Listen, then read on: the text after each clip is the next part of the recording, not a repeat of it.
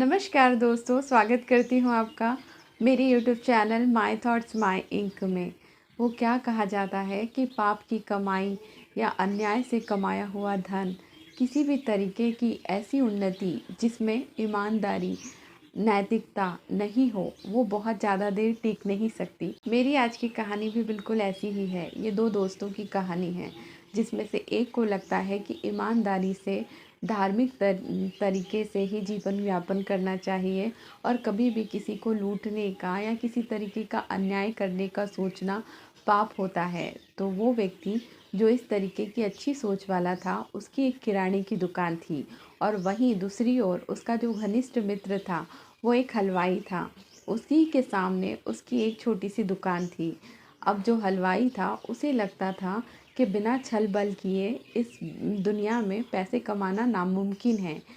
उसे लगता था कि जो लोग भोले भाले या धार्मिक दृष्टिकोण से अपने जीवन यापन करने की कोशिश करते हैं, वो जीवन में कोई उन्नति नहीं कर पाते हैं। अब दोनों ही मित्र अपने अपने दृष्टिकोण को, अपने अपने नज़रिए को अपनाते हुए अपना अपना व्यापार कर रहे थे। पर वो मित्र जो ईमानदारी के साथ अपनी किराने की दुकान चला रहा था, उसे कोई खास कमाई नहीं हो रही थी।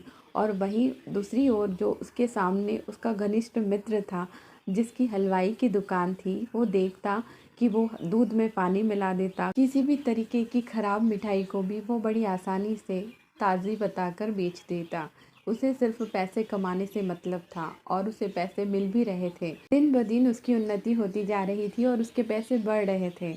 अब ये सब देखकर वो मित्र, जिसे लगता था कि न्याय और धर्म के हिसाब से ही अपने जीवन को जीना चाहिए, वो थोड़ा सा उदास हो गया। उसे लगा शायद मेरा दोस्त सही कहता है कि कलयुग के लिए ये सब चीज़ें नहीं हैं, ये सब बेकार की फैलाई हुई बातें हैं, इनसे कोई प्रभाव नहीं पड़ता जीवन में। वो ये सब चीज़ें सोच ही रहा था कि उसे एक संत के दर्शन होते हैं।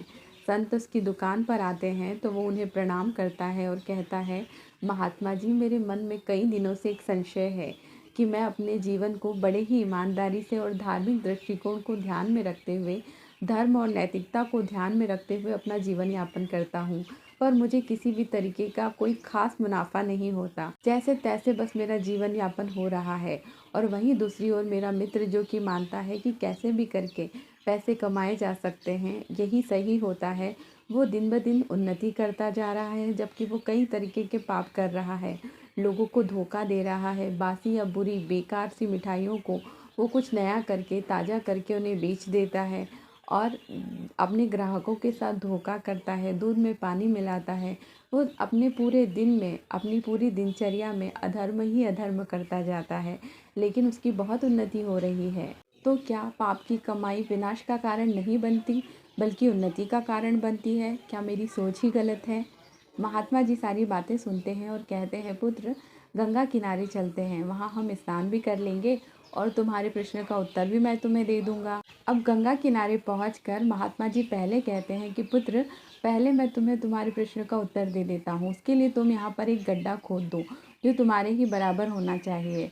वो व्यक्ति वहाँ पर गड्ढा खोद देता है। अब उसमें महात्मा जी उस व्यक्ति को नीचे उतर जाने के लिए कहते हैं और उसमें गंगा जी के जल को भरते जाते हैं। वो जल जब तक उसके पैर, कमर और उसके कंधों तक रहता है, तब तक तो वो आराम से रहता है और महात्मा जी से कोई सवाल नहीं करता। पर जल जैसे ही उसकी गर्दन तक आता है, वो जोर से चिल्लाकर महात्मा जी को रोक देता है कि महात्मा जी बस कीजिए, अब अगर आपने थोड़ा सा भी जल इस गड्ढे में और डाला तो मेरी सांसें रुक जाएंगी। महात्मा जी मुस्कुराकर कहते हैं, यही तुम्हारे प्रश्न का उत्तर है और शंकाओं का निदान है।